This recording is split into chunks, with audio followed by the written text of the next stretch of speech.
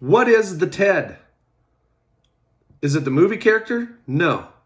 I'm talking today about the time, the expertise, and the desire to manage your own financial affairs. It's the number one question I ask folks when I meet them almost every single time is, do you have the TED? They give me the look like, what are you talking about, Greg? And I tell them it's pretty simple. If you have the TED, again, the time, the expertise, and the desire, you probably don't need me. But if you're like most folks we visit with and you don't have all three of those things, working with a financial advisor can be incredibly valuable. So let's talk about what the TED is. Number one, the time. I see this all the time. People come to me and they say, Greg, I got it figured out. I'm going to start myself a stock account and I'm going to pick and choose some stocks and I'm going to manage it. Stock market's working really well right now. And when I make enough money, then I'll give you some of it. And I say, that's fine. I'm not a day trader. I'd rather you go do some of that stuff on your own. And for some people, it works out great. But what most of the time happens is after about, a year, 2 years, people get tired of it, tired of the responsibility, tired of the effort that it takes to go in and manage those portfolios, maybe make some trades, so forth and so on. The other side that I get is when they start having kids.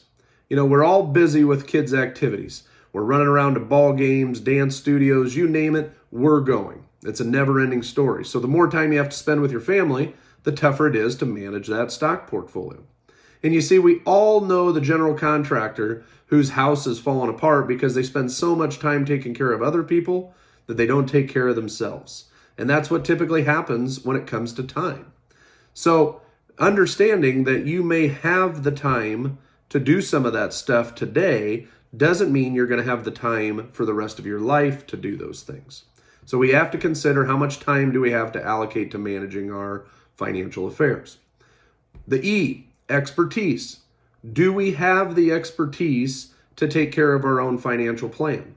It's easy to read an article or two, but how do you know which articles are accurate? Because, hey, little insight here, not everything on the internet is true. All right, not everything you read in magazines is true. So how do you filter that? How do you know what's the best scenario for you? Or have you explored all the options? Or did you just listen to a radio show that gave you some ideas and you thought, well, that guy's got to know what he's talking about, and go from there? See, we're fortunate enough in our industry, excuse me, that we spend tons and tons of time getting educated. I was recently in Philadelphia meeting with an investment firm, talking about their process, learning about their expertise so that I can bring those types of things to our clients. Do you get those opportunities? Do you have access to all that information? That's the challenge. So you've got to ask yourself legitimately, do I have the expertise? The second part of that expertise is, when you're first starting out, yeah, you can probably get away with doing some of your own stuff. But over time, those goals may change. So for example, I see a lot of people that come to my office and are extremely happy with how much money they have in their 401k plan. But when I start asking them, how are you going to send your kids to college? How are you going to pay for their weddings? How are you going to buy the new house you wanted to buy? Your 401k may give you some help there, but it's not going to be the reliable resource you need to meet those goals. Most people don't have any idea how to do those things. So understanding your bigger picture and applying the recommendations accordingly makes a huge difference in helping you reach your goals. And then finally, it's D for desire. Do you have the want to? Do you have the desire to take care of all this stuff?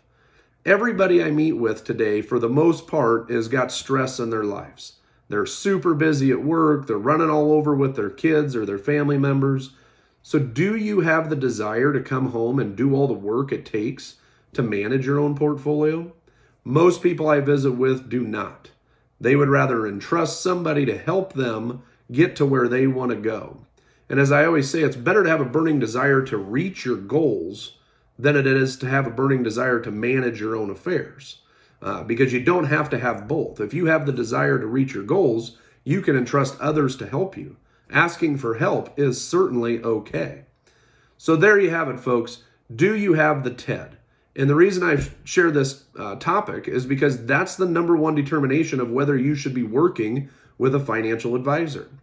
Ask for some help, because if you don't have the time, the expertise, and the desire to do it on your own.